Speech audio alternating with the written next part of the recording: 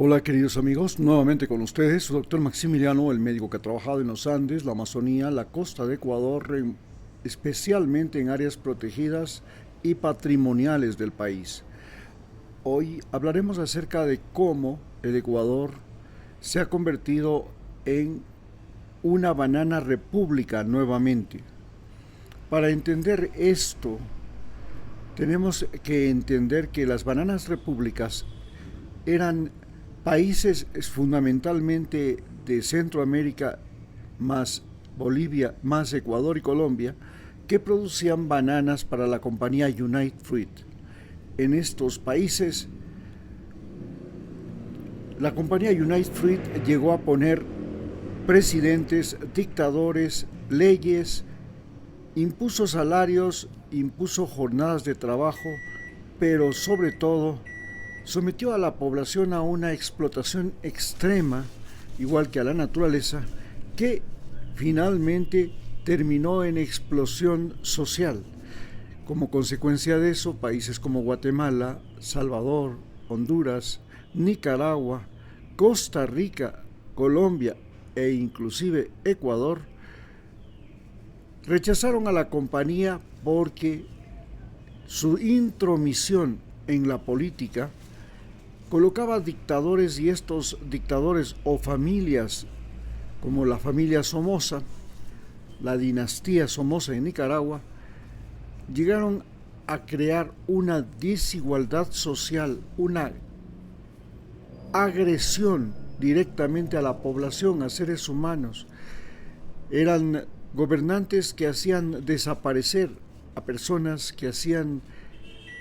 matanzas, que sembraban violencia, y fundamentalmente su sistema de dominación y de opresión sobre los países se fundaba en elecciones camufladas, mentirosas, fraudulentas, en las que en las mesas de votación, al igual que ha sucedido ahora en el Ecuador, se fraguaba el golpe, se fraguaba la mentira, se fraguaba el gobierno. Y una vez en el poder, estos presidentes creaban un aparato militar y policial que tenía como finalidad crear una casta dentro de los países, esta casta militar, los famosos militarotes latinoamericanos que están para engordarlos en tiempo de paz, para defenderlos en conflictos internacionales o fronterizos, donde nos reclutan y nos mandan al campo de batalla como carne de cañón, y para temerlos en tiempos de violencia e inseguridad. Como consecuencia de esto, países como Guatemala, El Salvador, Honduras y Nicaragua, e inclusive Cuba, cayeron en una violencia sin parangón. Las protestas se convirtieron luego en partidos políticos, y la izquierda, especialmente el marxismo-leninismo stalinista, decidió apoyarlos porque Estados Unidos se convirtió en el enemigo de Rusia. Y al convertirse en el enemigo de Rusia mediante la denominada Guerra Fría, Rusia apoyaba a todos los enemigos de Estados Unidos.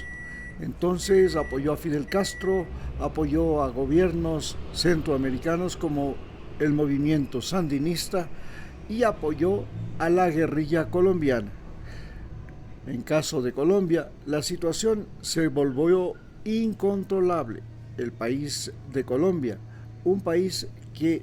desde la época de la colonia fue dominado por familias, por castas. Este enorme país, con salida al Pacífico y al Atlántico, posiblemente el más rico de Sudamérica, se convirtió en botín de familias y botín de la empresa United Fruit, por lo cual, como nos cuenta en 100 años de soledad, se produjo una masacre en el Urabá, y esta masacre en el Urabá fue la que originó más tarde la guerrilla colombiana. Por supuesto, la guerrilla colombiana se origina después de el Bogotazo, en el que Eliezer Gaitán fue asesinado, y a partir de ese momento la izquierda vio que no existía opción más que la guerra de guerrillas para llegar al poder en Colombia. Esta opción de la guerra de guerrillas fue financiada por muchos años, estamos hablando de décadas, desde los años 50, 60, hasta el año, prácticamente los años 90, en que se desaparece la Unión Soviética. Y en el momento en que desaparece la Unión Soviética, en 1992, en ese momento la que asume el financiamiento de la guerrilla es el narcotráfico, porque la cocaína se convierte en el principal negocio ilegal entre América Latina y Estados Unidos. Entonces, desde ese momento, comienza una guerra ya no contra las guerrillas, sino contra el denominado los financistas de la guerrilla colombiana, que eran Pablo Escobar, el cartel de Cali, el cartel de Medellín, luego el cartel del norte del Valle, y finalmente cuando Estados Unidos crea aquel ejército privado de los millonarios de Colombia, que se llamaba Autodefensa Unidas de Colombia, este ejército mercenario privado no se disuelve a pesar de que se llega a un acuerdo de su disolución dentro del gobierno de Santos, y también se llega al acuerdo de disolución de las FARC. Finalmente, cada uno de estos grupos armados ven que tras renunciar a las armas se volvían vulnerables, y al volverse vulnerables eran asesinados, porque en Colombia el asesinato se volvió un problema no solo político, se volvió un problema social y un problema incluso familiar. Se convirtió en una forma de venganza. Entonces,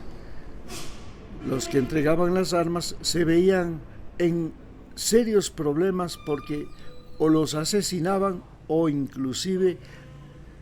la DEA y el gobierno norteamericano exigían su deportación. Ante esto, nuevamente se reagruparon los gobiernos, las guerrillas, y estas guerrillas ahora se han propagado hacia países como Ecuador y Venezuela. Y en el caso de Venezuela se propagan debido a que Venezuela adopta el socialismo del siglo XXI con Chávez y comienza una política de inversión social del Estado, en que el Estado se convierte en el principal inversionista, en el principal capitalista, desplazando a las empresas transnacionales y al capital internacional, que era el mayor inversionista antes de que el Estado asumiera como gran inversionista. Ante esto surge el neoliberalismo, que se propaga por América Latina y que con Donald Trump en el 2016 empieza su gran despunte en el continente latinoamericano, en el que se procura la reducción del tamaño del Estado, de la inversión pública, de los empleos públicos, y esto genera un colapso en las economías latinoamericanas, especialmente en economías como las que habían sido de las denominadas bananas repúblicas, donde los países vivían y habían vivido el saqueo primero por parte de las compañías internacionales de exportadoras de frutas como la United Fruit, y luego por las empresas nacionales que a su vez compraron las propiedades de la United Fruit y se convirtieron en exportadoras. Es el caso de Ecuador, en que la empresa Novoa es la que comienza a reemplazar a la United Fruit y se convierte en la mayor exportadora de banano de Ecuador, incluyendo en su cartera barcos, plantaciones, transporte terrestre, transporte aéreo, inclusive y naval, se apropian hasta de ciertos puertos del país y finalmente, en el caso de Ecuador, logran colocar un presidente norteamericano, pero de origen ecuatoriano. Él nació en los Estados Unidos, precisamente nace en Miami y se convierte en presidente del Ecuador, el señor Daniel Noboa, y lo hace porque las leyes de Ecuador permiten a los ecuatorianos que tienen nacidos en el extranjero e inclusive que viven en el extranjero ser candidatos a la presidencia de Ecuador. Con esta situación, Ecuador entra y vuelve a ser una banana república. Y en esta banana república, el presidente Daniel Noboa comienza a reconfigurar al país como eran las bananas repúblicas, es decir, como propiedad privada de familias, en el caso que estamos viviendo. Él es el presidente del gobierno, su madre es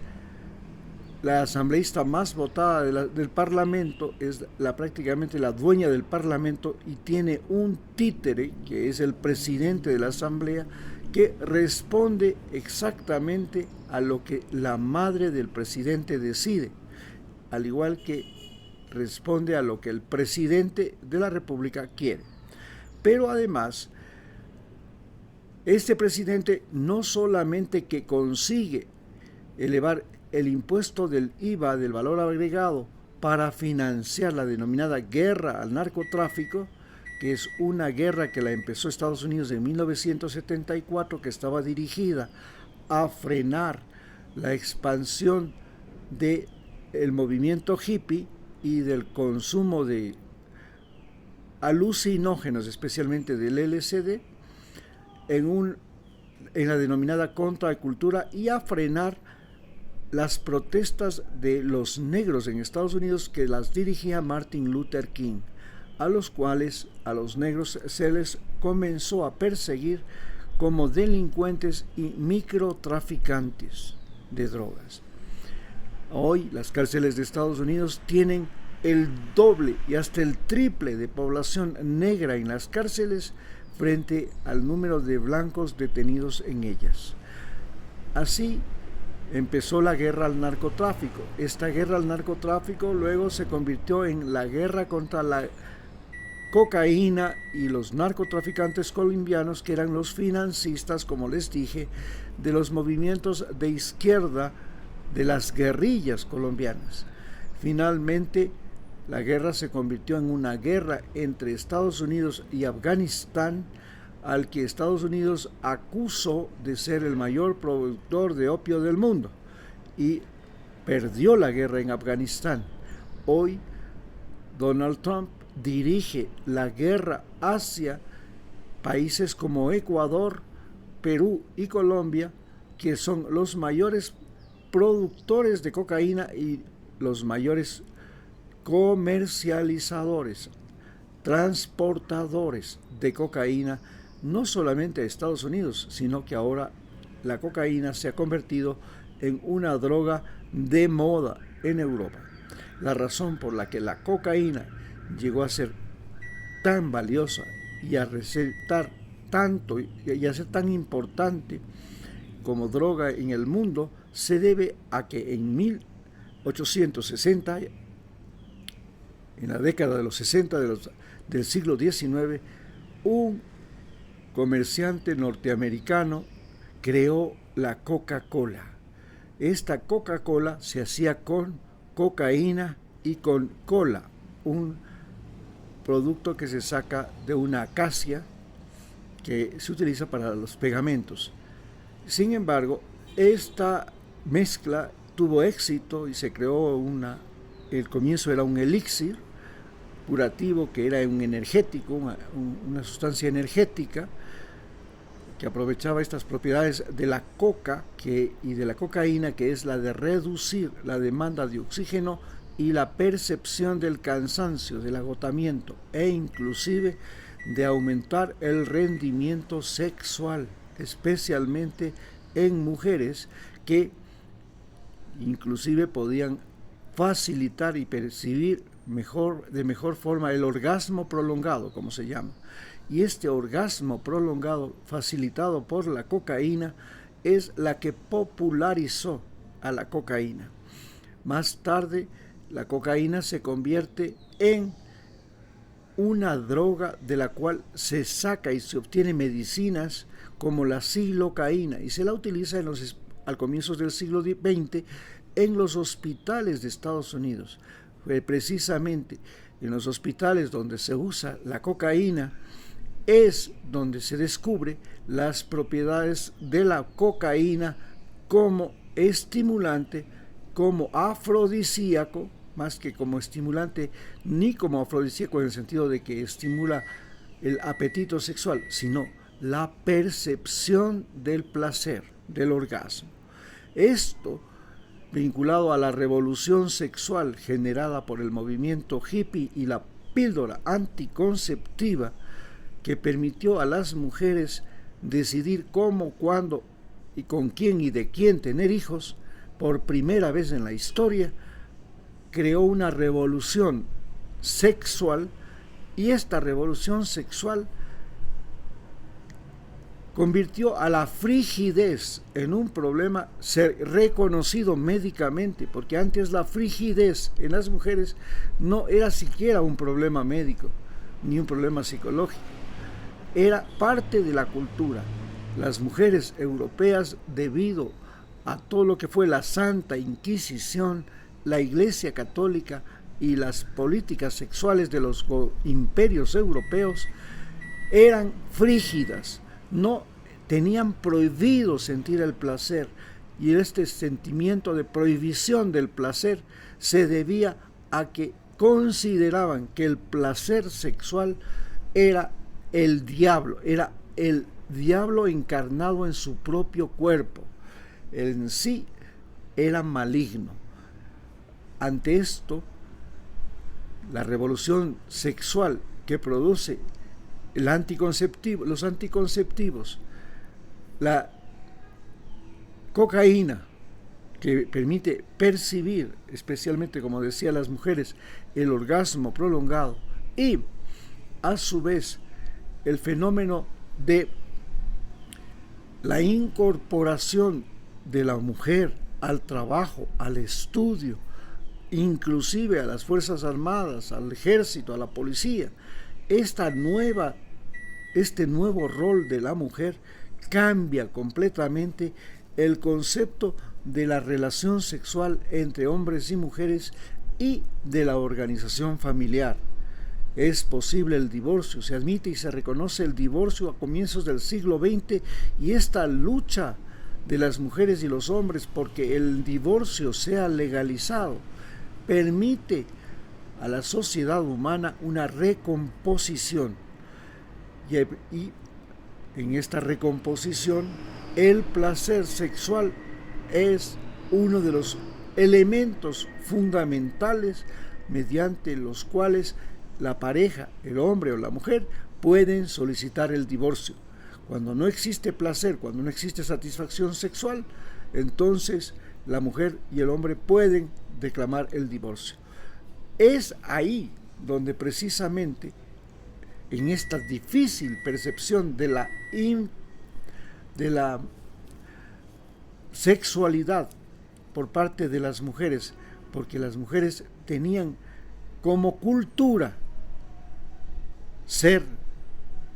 frígidas, la frigidez era parte de la cultura europea, se convirtió en una parte fundamental de la cultura católica, cristiana.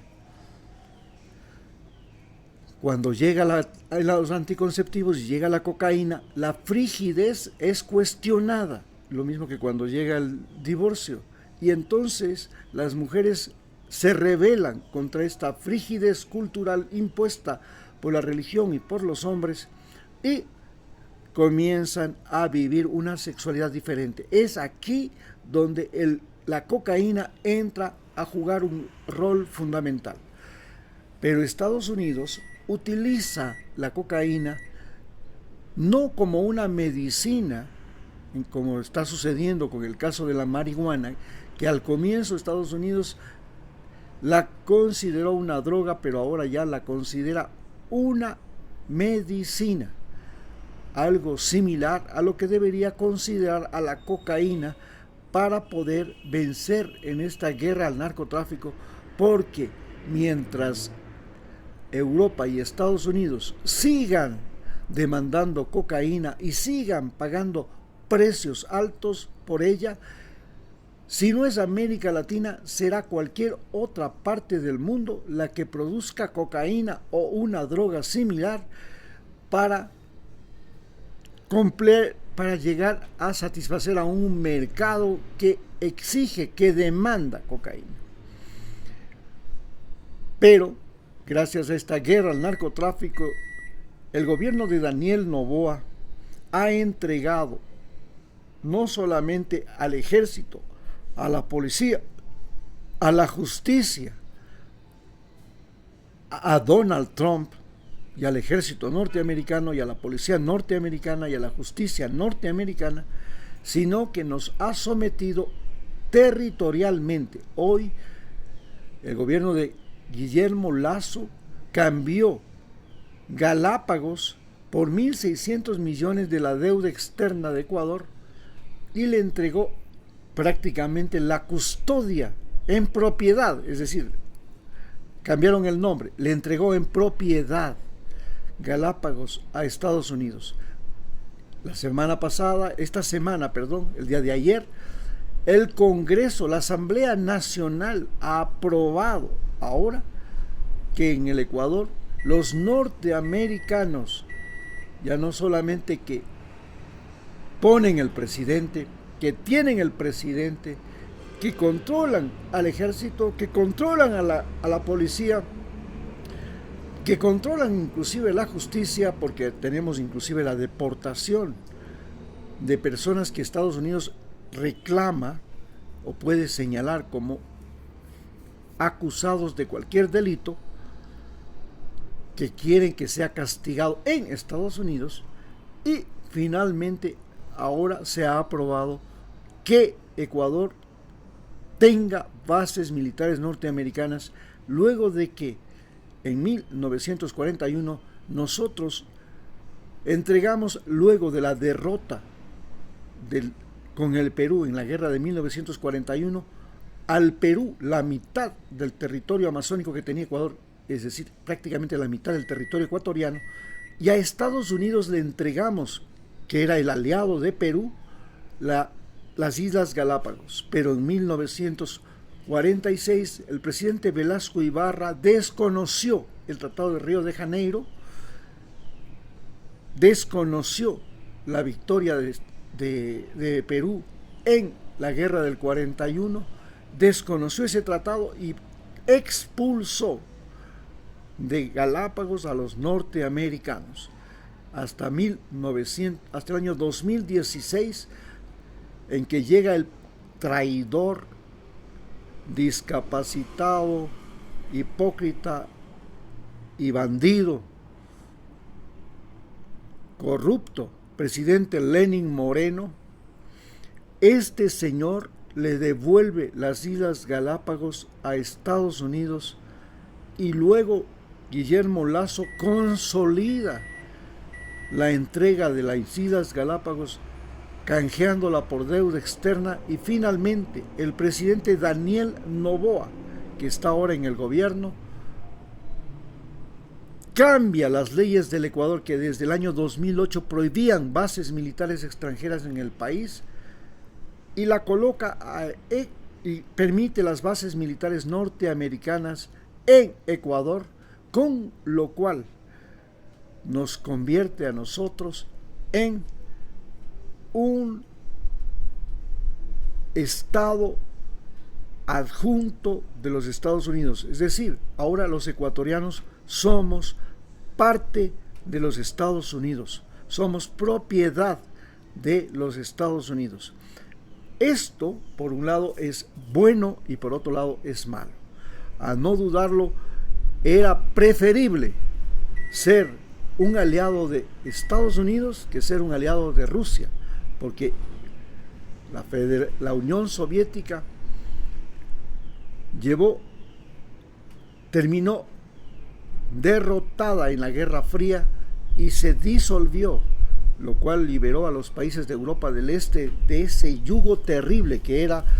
el comunismo estalinista, donde Stalin era dueño de vidas y haciendas, de todo lo que existía en Europa del Este y en Rusia, el país más grande del mundo. Pero nos ha convertido ahora en juguete de Donald Trump y de Daniel Noboa. Y Donald Trump es indudablemente el peor presidente que ha tenido Estados Unidos en los últimos tiempos. Y es el hombre que está llevando a Estados Unidos a una confrontación mundial que empieza con una confrontación con Canadá,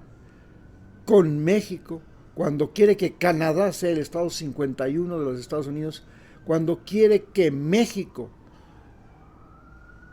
le pague impuestos elevados por el acero, los productos que exporta México a Estados Unidos, rompiendo con los acuerdos del Tratado de Libre Comercio que existen entre los tres países. Además, se vuelve enemigo de Dinamarca, un país de la Comunidad Económica Europea, al pretender apropiarse de Groenlandia. Finalmente, se convierte en un enemigo de América del Sur, especialmente de lo que eran los países de la Gran Colombia, Ecuador, Panamá, Venezuela y Colombia, al pretender ocupar nuevamente Panamá, sabiendo que la ocupación de Panamá se hizo mediante el despojo a Colombia utilizando una guerra civil colombiana denominada la Guerra de los 1000 días, que el mismo Estados Unidos financió y que es el origen de la violencia colombiana que hasta el día de hoy no se la puede parar. Hoy el ejército de las guerrillas colombianas es, a no dudarlo, el ejército que Estados Unidos no ha podido derrotar desde hace 60 años y es el origen del ejército que desde América Latina va a invadir Estados Unidos y es además nos convierte y nos ha convertido la crisis económica generada por este modelo económico y por estas elecciones, este sistema electoral, que nos convierte a los ecuatorianos en los peores enemigos de los ecuatorianos, porque ¿de qué nos sirve ser buenos ciudadanos, pagar los impuestos, cumplir con las leyes, si en el momento de las elecciones un millonario como Daniel Noboa puede convencer a otros ecuatorianos de que voten por él, de que traicionen la patria, de que le conviertan al Ecuador nuevamente en banana república, de que permitan bases extranjeras en el Ecuador, que es lo mismo que permitir a los romanos ser dueños de países o de lugares en el tiempo hace 2000 años. Estamos en una situación tan crítica que gracias a la situación que vivimos, los ecuatorianos estamos obligados a invadir Estados Unidos, porque Estados Unidos se ha convertido en nuestro principal lugar de trabajo, desde donde enviamos las remesas a las que ya Donald Trump le puso impuestos, y de forma legal o ilegal tenemos que irnos allá porque en nuestros países no hay trabajo y el trabajo es muy mal pagado y es un país dolarizado. Y entonces, si ya tenemos el dólar, si ya tenemos miles de ecuatorianos en Estados Unidos, si ya somos, entre comillas, colonia norteamericana, porque Estados Unidos tiene bases norteamericanas aquí, estamos obligados a invadir Estados Unidos y procurar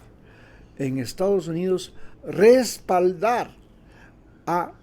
los demócratas como Alicia Alonso Cortés, AOC, la senadora de Nueva York, para que sea la nueva presidenta de Estados Unidos cuando caiga el gobierno de Donald Trump y los demócratas vuelvan a levantar cabeza. Y para levantar cabeza tienen que hacerlo con el respaldo de los latinoamericanos que hoy vivimos la humillación, la deportación, la pobreza y la violencia más incontrolable de la historia, lo que nos obliga a escapar de nuestros propios países y a invadir a Estados Unidos para poner en ese país un presidente latinoamericano. Muchas gracias.